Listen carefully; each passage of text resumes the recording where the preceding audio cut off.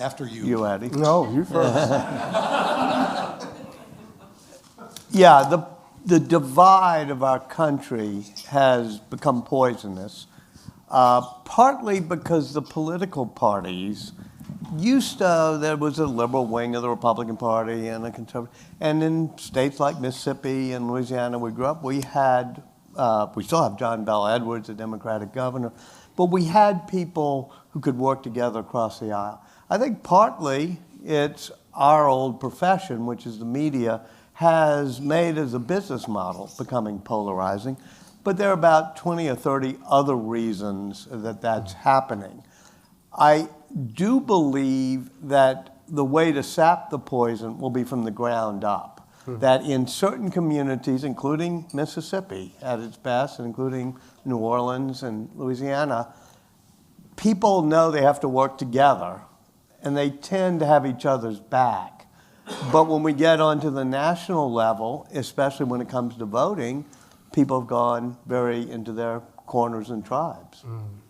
I think that's right. First of all, it's such a delight to be here with you. You know, I was about to start talking and I felt my mama smacks. Tell everybody thank you. Right, so thank you to the Barksdales. Thank you, Andy. I'm so delighted to be in conversation with you, Walter, as always. I think that's right, but I want to say something. I want to say something that's something behind that.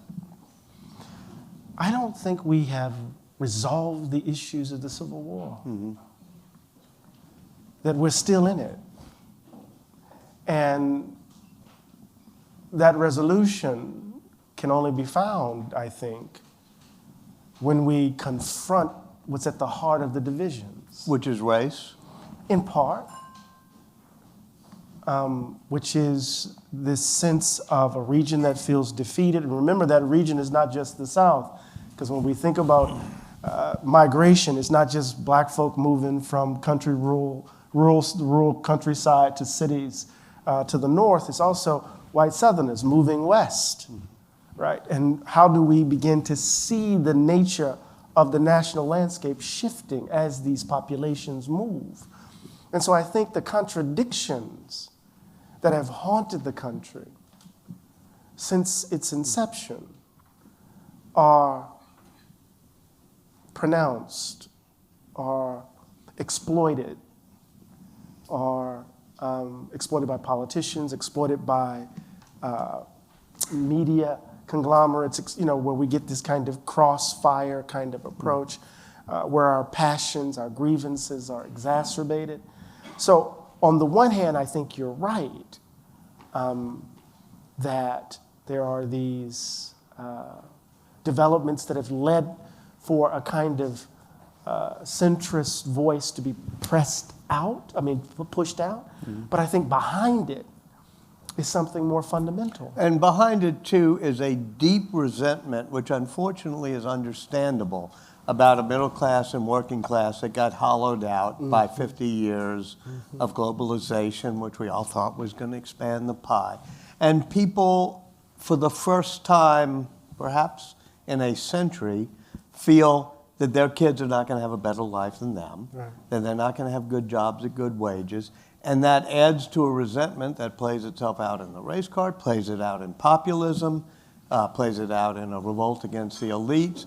You see it somewhat globally, right? So it's not just America, but this populist resentment where people are angry is something new. When people say, haven't we been through this before? Yeah, we went obviously through Civil War, but McCarthyism, in the early 50s and late 60s, Great Divides. But there wasn't quite the same simmering anger, it seems to me, as there is now. Right, and it has a lot to do with technological advances, a fragmented media landscape where people can retreat into their silos and have their prejudices confirmed and reaffirmed, where folks aren't being challenged, where I can just simply, go to my likes and have people, affirm my understanding, my vision of the world. We're silos. This is why Mississippi Today, Verite, and others are quite important, because the common ground used to be what good journalism provided us with.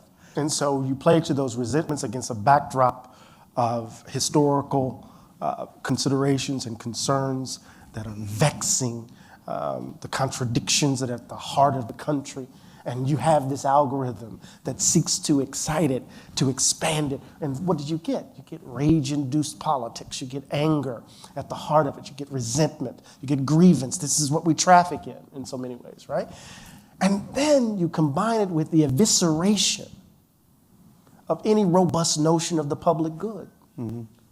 Over the last 50 years or so, we've been transformed from citizens in community with each other to self-interested persons in pursuit of our own aims and ends. We're selfish. So the idea of a robust notion of the public good, where my concern, to put it bluntly, I don't know what the social contract is anymore in the United States. What my obligation to you, what my obligation to those folk I don't know, folk outside of my tribe, as it were, right? And so what happens if there's an evisceration of the public good and the fourth estate, the press, its role is to create the deliberative space where you and I can engage in the kind of critical reflection necessary for democracies to function. Mm-hmm. Instead, the fourth estate is about trafficking and grievance, right? Following the algorithm, and da-da-da. So if there's an evisceration of the notion of a robust notion of the public good, the fourth estate isn't quite doing its work. When Mississippi Today shows up, and now we're holding people accountable to power, now we're actually giving citizens, right, information so that they can make, right, reasonable decisions. These local news organizations, such as Mississippi Today and Verite, form a common ground of real community, which got lost in the media landscape.